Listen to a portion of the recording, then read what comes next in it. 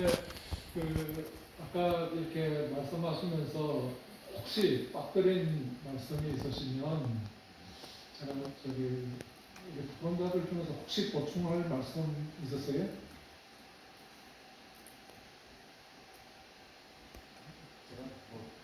그러면 우리 유원희 교수님한테 제가 한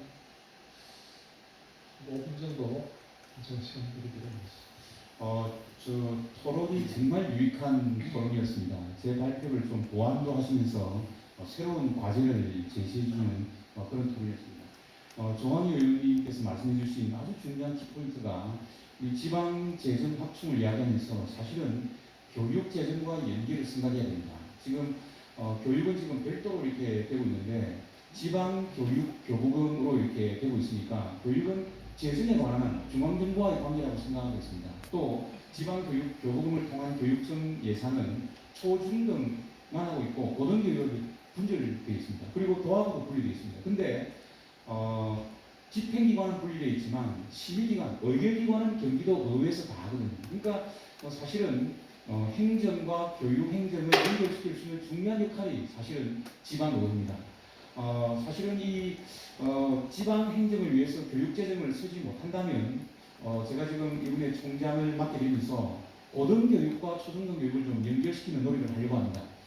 지금 초등학생 중에 이 다문화 가정 학생들을 우리 대학에 와서 대학이 가지고 있는 기자재를 좀 활용하게 한다든가 또는 학교가 가지고 있는 농장에 와서 좀 힐링 프로그램을 한다든가 그래서 초중등 학생을 대학이 클라이언트로 생각하고 또 교사에 대한 재교육도 실시하고 그런 과정에서 교육청과의 연계 협력을 통한 재정을 공동 활용할 수 있는 이런 방안도 향후 우리의 지방자치의 새로운 추진력, 활력을 확보하는 한 계기라고 생각합니다.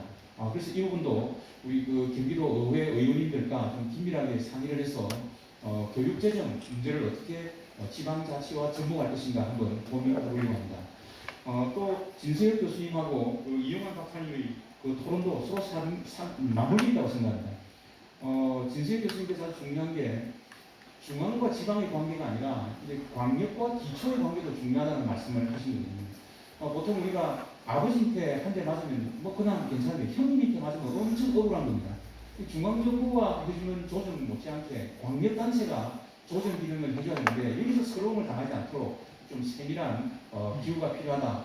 그 점에서 우리 경기도가 제일 많은 시군을 가지고 있으니까 모범적인 선도적인 역할을 해보자라고 화두를 던지셨고 거기에 이용환 박사님께서 중요한 두 가지의 조정 기구인 조정 교부금과 지방 도비 보조금을 말씀하셨습니다. 2015년 우리 경기도에서 아주 중요한 사건 중에 하나가 말씀하신 불교단체에 대해서 선배원을 하겠다라고 했다가 전국으로부터 이 토론의 대상이 되고 사실은 결국은 폐지가 되었습니다.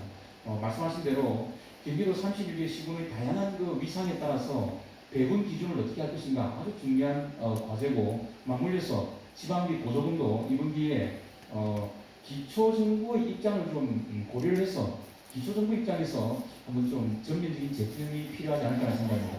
오늘 이 향사가 지방자치 30주년을 행사지만 또 하나 옆에 뭐라고 부제가 있는가 하면 향후 100년을 위한 지방자치라는 게 있습니다.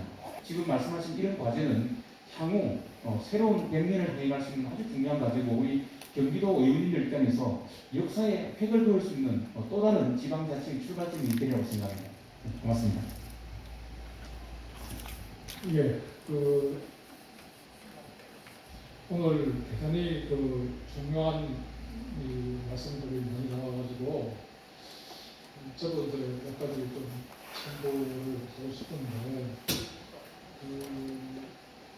아까 우리 이원희 총장님께서 발표를 하시면서 이 재정분권이 굉장히 중요하다 이런 말씀, 여기에 대해서 좀 인식을 새롭게 이렇게 말씀하셨는데 정말 주민들의 입장에서 보면 이게 돈 문제입니다. 제일 예민한 문제고 제일 중요한 문제죠. 그래서 제가 이제 참여정부 때부터 쭉 이게 지방분권 정책에 참여하면서 특히 이제 재정분권 쪽에 쭉 이렇게 직접은 관여를 안 했지만 좀 이렇게 방향을 잡을 때 관여를 해왔었는데 지금까지 1차, 2차의 그 공권, 재정 공권은 이 양적인, 그러니까 국세의 양을 얼마나 하고 이 지방세의 양을 얼마나 하고, 그리고 이제 양적인 측면에서 강조가 되었는데, 정말 그 중요한 문제는 좀 소홀히 되면 완전히 소홀히 된 게 있습니다. 이 질적인 재정 공권인데, 이 재정 자율성에 관한 여기에 대해서는 신경하는데, 이게 돼야 재정적인 그게 돼야 지방에서 이제 혁신도 일어나고 전략의 동기도 주어지게 되는데, 그게 바로 이 조세의 가격 기능입니다. 그러니까 이 세금이라는 게 왜 냅니까? 공공 서비스에 대한 가격이죠. 우리가 주민들이 좀 더 좋은 서비스를 원하면 세금을 더 내고, 또 같은 세금을 내면서도 이제 더 서비스를 혁신하도록 그 주민들이 이제 요구를 하게 되고, 그게 맞지 않으면 이제 주민들의 조세 저항이 일어나는 거죠. 그래서 그런 의미에서 근데 이제 지방 서비스는 지방 정부가 제공하는데, 이 세금을 얼마나 걷으라는 거는 전부 다 이제 중앙 정부에서 법률로 정해버립니다. 이런 체계가 오히려 지방의 재정 자율성뿐만 아니라 이 지방분권 전체의 자율성을, 자기 책임성을 현저하게 약화시키는 게 아닌가 해서 오늘 꼭 그 말씀을 제가 드리고 싶고요. 또 주민들의 입장에서 보면 이 세금을 내는데 국가 전체를 위한 세금을 내기보다는 어느 나라나 자기 지방을 위해서 더 기꺼이 세금을 내려고 합니다. 그러면 그렇게 되려면 아까 이건희 교수님 말씀하신 대로 예를 들어서 소득세, 많은 나라에서 소득세가 중심이죠. 가장 눈에 보이는 다시적인 세금이고, 또 주민들이 가장 민감한 그런 부분이니까. 근데 그거를 우리나라는 지금 지방소득세를 도입했지만 이게 부가세 비슷하게 자동적으로 정해지죠. 근데 왜 그거를 우리 지방에서 이 주민들이 또 대표기관인 지방의회가 소득세율을 원래 얼마로 하겠다. 그 다음에 재산세를, 특히 이제 지금 재산세가 이 경기도의 경우에 많은 주민들이 지금 고통스러운 수준에 와 있죠. 그러면 이 세율을, 서비스는 같은데 재산세가 엄청 올랐단 말이죠. 그러면 이게 지방의회에서는 당연히 주민을 대변해가지고 재산세 이렇게 많이 내는 게 맞냐, 이런 그 문제를 제기해 줘야 되는 거 아닌가, 이제 이렇게 생각하고요. 그 다음에 지금 아까 말씀하신 상생발전기금, 이제 재원을 주로 이제 서울, 경기도에서 이제 되어 있는데, 이게 이제 다른 나라에서 말하는 소위 말하는 수평적인 재정 조정입니다. 근데 이제 이거하고 그 다음에 이제 수도권에 대한 규제, 이것이 함께 고려되어야 된다. 근데 이제 사실 지역 격차를 해소하기 위해서 수도권은 많은 기여를 하는데, 또 수혜자 입장에서는 오히려 더 이게 수도권의 규제를 강화하라, 이런 이제 요구를 하고 있단 말이죠. 그래서 이거를 아까 이건 교수님도 연계식에서 말씀을 하셨는데, 이걸 수평적인 재정조정에서 주는 자와 받는 자, 이것을 좀 더 역할을 명백히 할 필요가 있고, 그 다음에 이제 마지막으로 좀 말씀드려요. 제가 이제 노무현 정부 때부터 계속 문제를 제기했던 게 이 교부금, 지역 격차를 이제 앞으로 이제 지역 격차를 해소하는 데는 교부세 중심으로 갈 수밖에 없습니다. 그런데 그 교부세가 이게 무슨 산정 기준이 너무 복잡하고 이게 이연령 비연령식으로 이렇게 돼가지고 그때부터 계속 이걸 단순화하자, 이런 문제 제기를 많이 했는데, 2004년도에 스위스에서 재정조정 제도가 너무 복잡하다. 그래서 이거를 한 20년간 연구를 해가지고 대폭 줄였어요.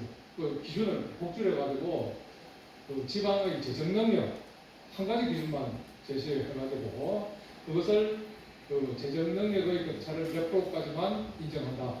이렇게 해서 상당히 지금 단순화했고, 그 후에 평가에서는 그 개혁이 성공적이었다. 지역 격차를 해소했을 뿐만 아니라 지역 격차를 해소하면 또 부지런히 일을 안 하려고 그러죠, 지방에서. 근데 이 지방 경쟁력도 그대로 유지되었다. 그래서 스위스의 그 재정 조정제도 이것도 한번 지속적으로 앞으로를 위해서 한번 연구를 해보면 어떨까 이런 말씀을 드리면서 오늘 여기서의 토론이 앞으로 경기도 나아가서 대한민국의 재정 공권을 가운데 커다란 지침이 되었으면 좋겠다 그런 바람으로 오늘 토론 모두 마치도록 하겠습니다. 예, 감사합니다. 네. 정말 유난히 큰 박수를 좀 보내드려야 되지 않을까요? 가장 짧은 시간을 가장 현명하게 잘 진행을 해주신 그런 4세션이 아니었나 싶습니다. 여러분, 다시 한번 뜨거운 박수 부탁드리겠습니다. 저는 6시간 넘으면 어떡하나 했는데 기후에 불과했습니다. 오늘 이기우 자장님께서 너무너무 잘 이끌어주셔가지고요. 4세션을 시간 정확히 맞춰서 해주셨습니다. 저는 이제 오전부터 지금까지 쭉 함께 했는데요. 어쩌면 이 자리는 자치분권 강화를 위한 희망의 씨앗을 아주 튼튼하게 내리는 현장이 아니었나라는 생각을 해봅니다. 아주 어려운 상황 속에서도 이 정책 토론회를 준비해 주신 관계자분들 다시 한번 제가 대표로 감사의 말씀을 드리면서 저는 여기서 마치도록 하겠습니다. 아나운서 박근아였습니다. 여러분 고맙습니다.